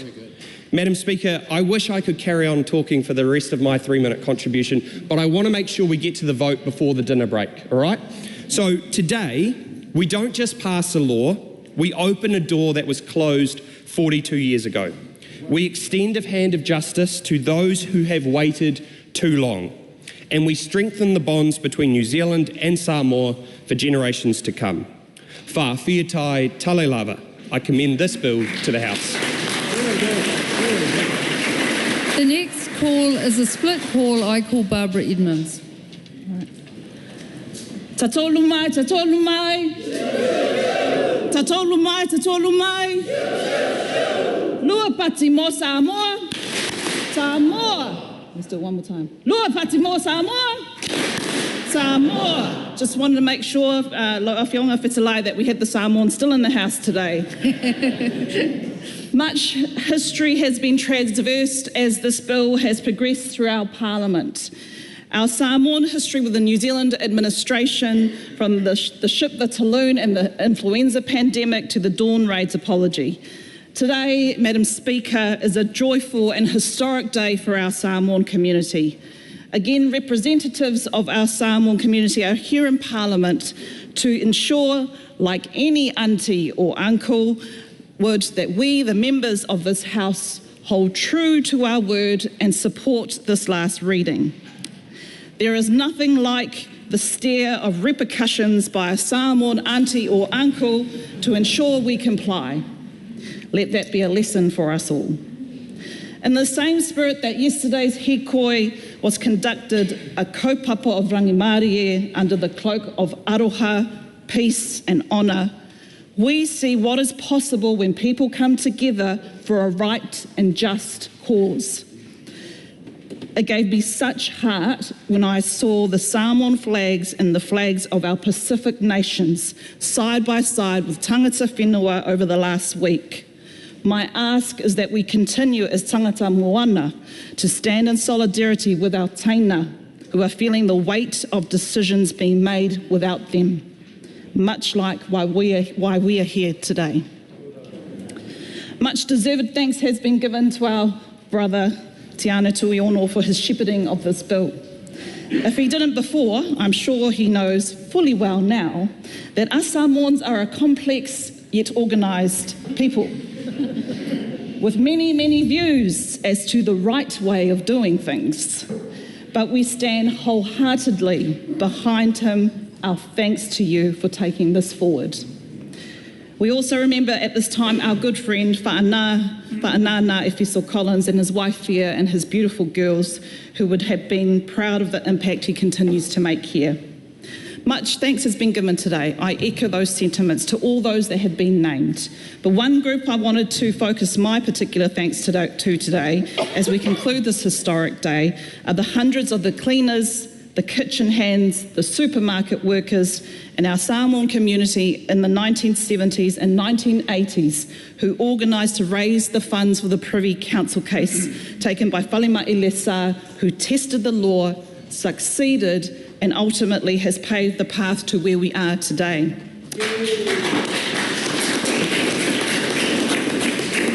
These low-income workers and their supporters did what we know best, worked as a village to raise funds for a matter of significance. What little they had, they still gave, and similar to the parable of the widow's offering in the Gospel according to Mark, much blessings will be given accordingly, whether it be in this life or the next. But villages need chiefs, and I want to ask the House to indulge me on acknowledging the Special Committee on the Overstayers issue. This special committee was formed to lead this organisation in fundraising and was based both here in Wellington and Auckland, so it is only fitting that on this day I name them so that their contribution to our history be recorded in the Hansard. Whaalua Elefasa, Asofa Tangata Esi, Richard Robert Pritchard, A'u Aola Fiu Samuela, Michael Fumai Fiu Mercury, Sakaraya Piniata, Elizabeth Beevi Smith Lilo, Auntie Liz, Dr. George Barton, Pulipule Ta'avau Aiono, George Rosenberg, Paula Siunga Masoi, Reverend Tu'au Tiatia, Puni Raya, Pipi Fa'ailo, Pita Fa'aea, Tile Tolo, some and many who have passed away. And of course, Whalemai Lesa herself. Whawhetai, whawhetai, whawhetai, tele lava to you all. So, Madam Speaker, it is my great privilege, first and foremost, a Samoan girl from the villages of Whaleula, Whaleakiu, Sa'afotu, Fastu Uta and Asau, to lend my support, and I commend this bill to the House. 685 to the world.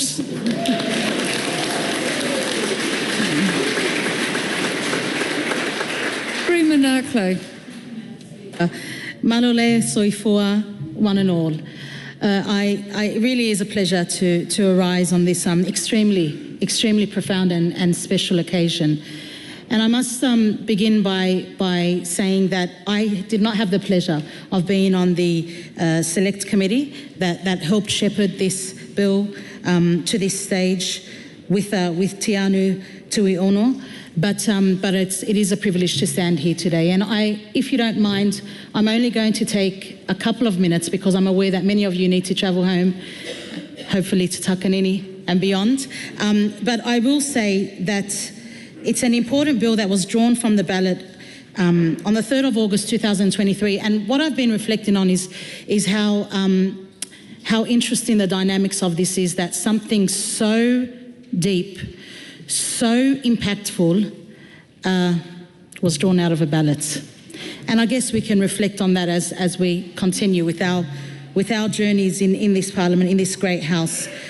I'd like to acknowledge the approximately 24,581 people, groups, individuals that made submissions. I'd like to acknowledge as well my friends in the gallery, Telea Edwin Puny, my neighbour, and Tofilau Tevaka.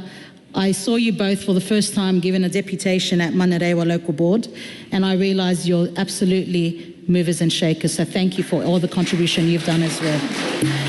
And finally, I'd like to say that I was blessed to have my heart open to our Pacifica community many years ago in Australia when my sister married my Pacifica brother-in-law. And I have half Pacifica nieces and nephews. And what I've learned about our Pacifica community is that in many instances, you smile and laugh with all your heart, but when you suffer in silence, but continuing to have the smile on your face for everyone. God bless you all. Thank you for the wisdom that you've shown us and that you've woven into Aotearoa New Zealand. God bless your journeys going forward. I commend this bill to the House. Honourable Jenny Salisa. O whalava whawhetai tele, Madam Speaker. O le aso le nei na whaia le ova I a tātou olioli ma fia I ai. This is the day that the Lord has made. We shall rejoice and be glad in it. Madam Speaker, this is a really significant and historic day for our Samoan inga and Aotearoa New Zealand in Samoa, as well as the many thousands of Samoans all over the world. Mahalo fua, and welcome to all of the Samoans in your hundreds who are here in Parliament, as well as those who are watching online from other parts of Parliament, as well as from St Paul's Cathedral and right across the world. Madam Speaker, it is unusual that this House of Parliament is so full of alofa. It is unusual that we are so united as politicians, as many of you, both current politicians and former politicians, know. But this is the right thing to do. It is so good that we are united to restore justice.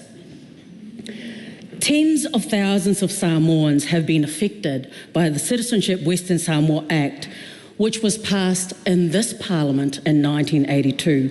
And as we have heard through the thousands of submissions, that Act effectively revoked the citizenship of Samoans who were rightfully entitled to New Zealand citizenship. But it is not actually just Samoans for whom today is significant, Madam Speaker. It is also a significant day for New Zealand because we are addressing one of those historic wrongs, and consequently it is a step towards justice that all New Zealanders should recognise and be really proud of. Restoring justice for our Samoan ainga has been a very, very long process, and lawmakers in Aotearoa New Zealand, it is indeed with humility that we reflect on the past, that we acknowledge the injustices that have resulted from the passage of an act that was enacted from this House. I would also like to thank the many Samoans, especially those affected by the 1982 Act, who are in this House today, in person. I thank you for your guidance, I thank you for your advocacy, and I thank you especially for your patience.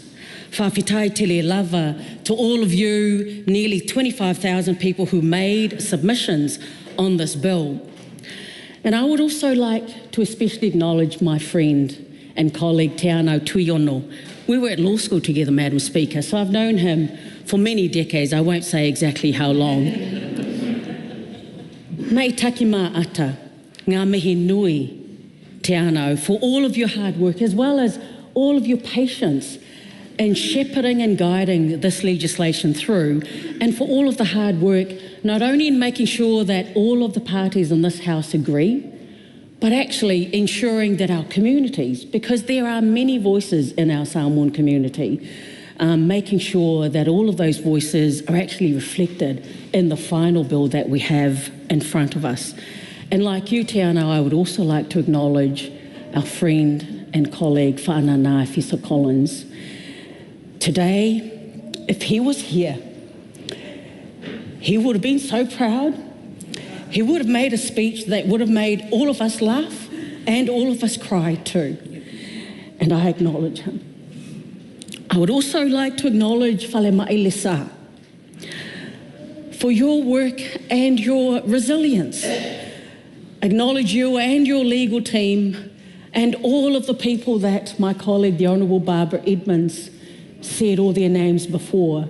The Samoan community, both here in Wellington and in Auckland, who got together, who fundraised to ensure that your legal case went all the way to the Privy Council. But I thank you, Fale Ma'ilisa, because you are here today. You are here to witness justice being restored.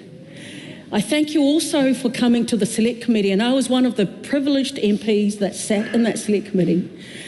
And even though your submission was mostly in Samoan, you actually made me cry. So many of the submitters that came to us that day made us cry.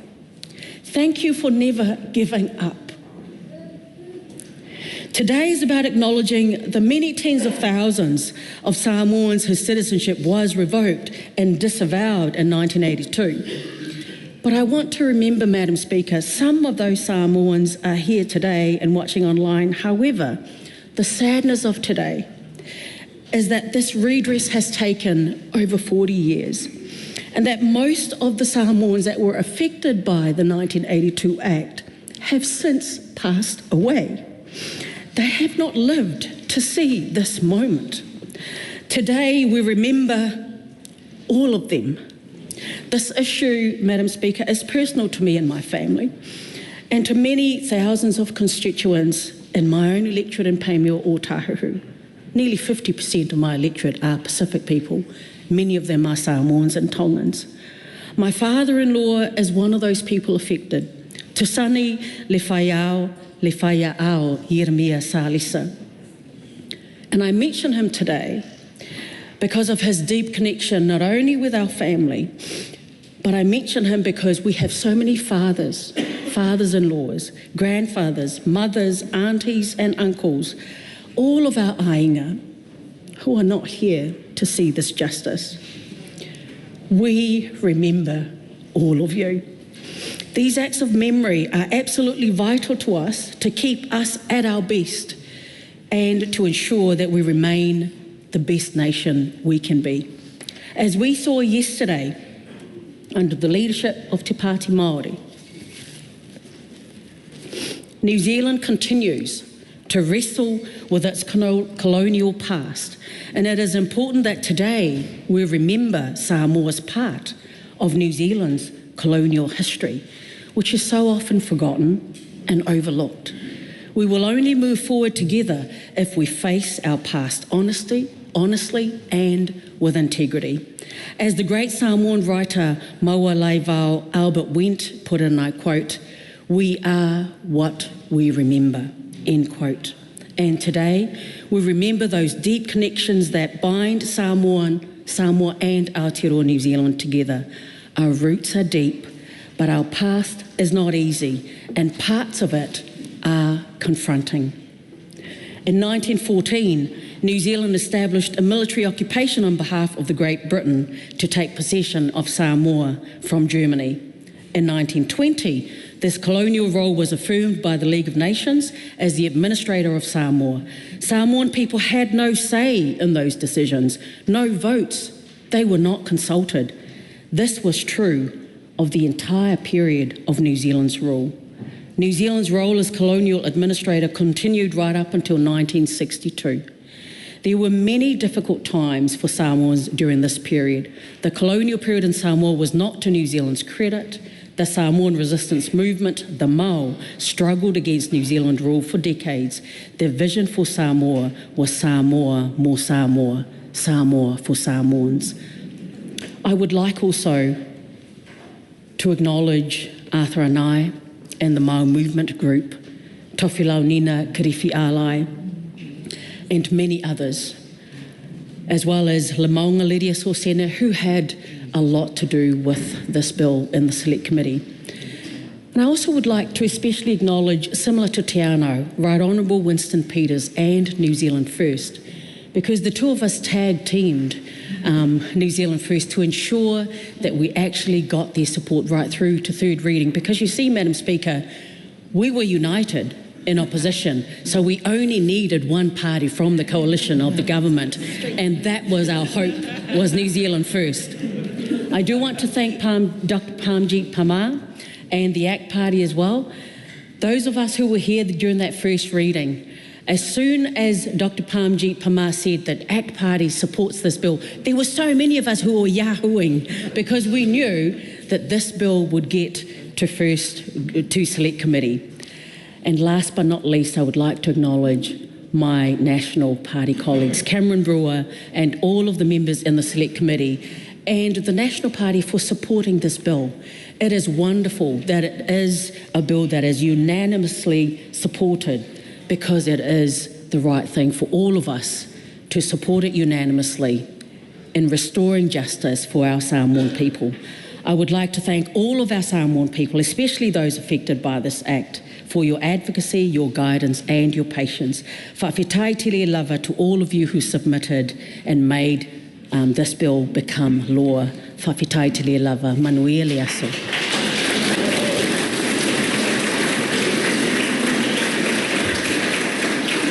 Greg Fleming. La ususunga ili whafunga whetalai. O te whaawhetai tali i la tua, ua mawhai ona tātou whātasi i te lene aso i lona alofa. Whaatalofa atu i lau awhionga le whafunga whetalai.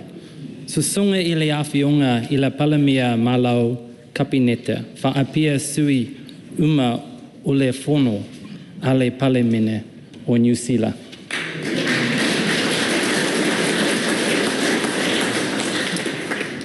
Whaasili ona o whaatalofa atu i le paia mala mamalu o Samoa ua poto. Whaapena Samoa i tuluinga o le lalolangi.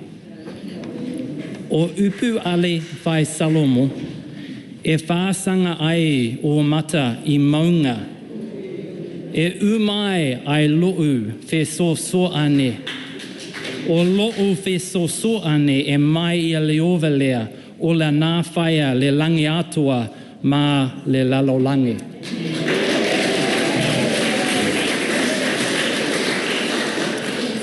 Whawhetai Samoa, ele tō aua e mai lenei aso e muli mawina, le aso ole atou whaafoa fo'i atu ai le Citizenship, New Zealand, mō tangata Samoa.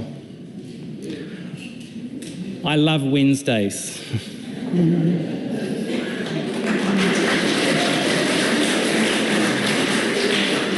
They start early with morning prayer at the cathedral just over the road. It's a weekly reminder of where the real power lies. Sometimes my prayers are requests. This morning they were only praise. For today is a good day. It's a very good day. I spoke about this with Savia last Friday on Radio Sāmoa. Good to have you here, Savia. In the gallery today is Pastor Tomasi Aiono, who hails from the villages of Whasitio o Uta and Lona Whangaloa. Tomasi is the second eldest of 10 children. His parents, Aiono Whina I Mika and Ngāwha Aiono, lost their citizenship in 1982. 2 years later, they sent their son to New Zealand to pursue a better future.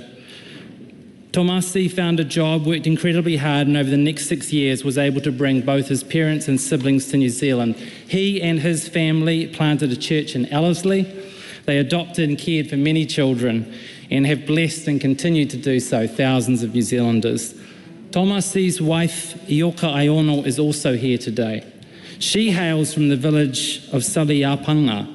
Ioka is the second eldest of 14 children.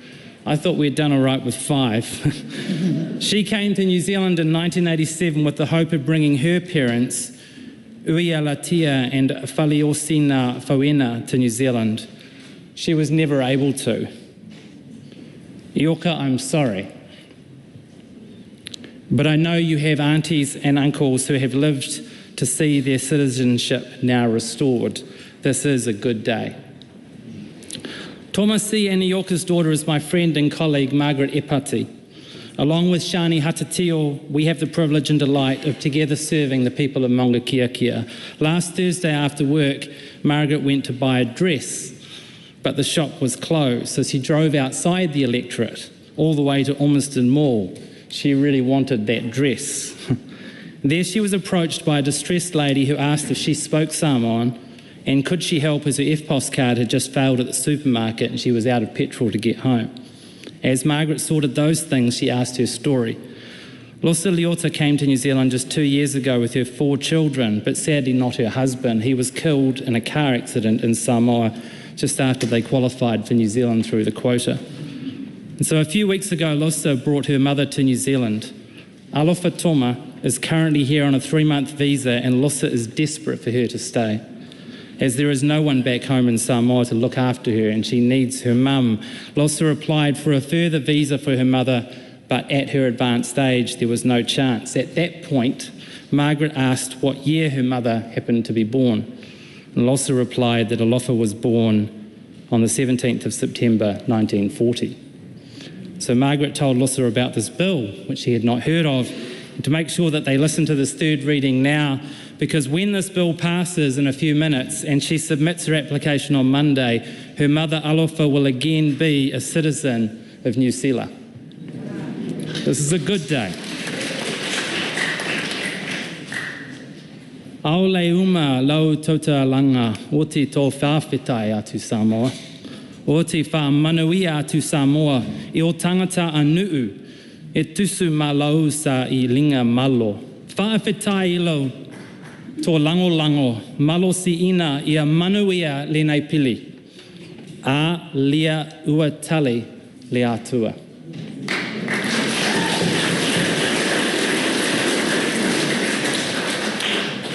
Whaamalo le loto toa, whaamalo le loto atunuu. Whai mai le e wheso mua whai upu e tolu. La tātou whaawhitai atu I le atua, le tama o lo tātou ali o Iesu Kiriso. O le nā whaamanuia mai ia I a tātou I whaamanuia anga, whaalia nana uma lava I mea o I le langi ona o Kiriso.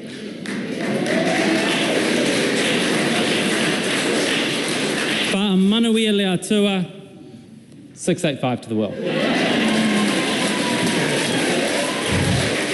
Okay, so appreciate to the gallery that you've waited a very long time. I just asked for your indulgence of about 30 more seconds. Members, I have some housekeeping before I put the question. At the conclusion of this order of the day, the House will be suspended for the dinner break and resume in committee at 7:30 p.m. for consideration of Members' Order of the Day number 2, Corrections Victim Protection Amendment Bill. The question is that the motion be agreed to. Those of that opinion will say aye. Aye. To the contrary, no. The motion is agreed. You may sing, clap and celebrate as much as Western Samoa Restoration Amendment Bill, third reading.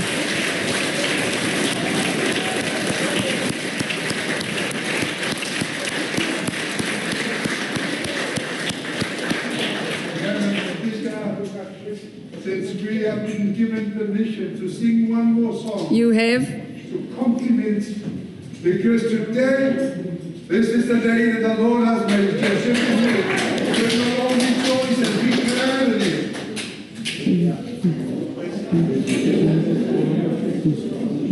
Right on, Prime Minister, cabinet members of the House, and honourable members of the government, thank you so much.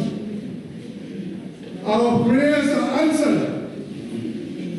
Thank you for your grace. Thank you for your compassion. Thank you for your love. Now we know, people of this land, we are sharing the same DNA. Yes, praise the Lord.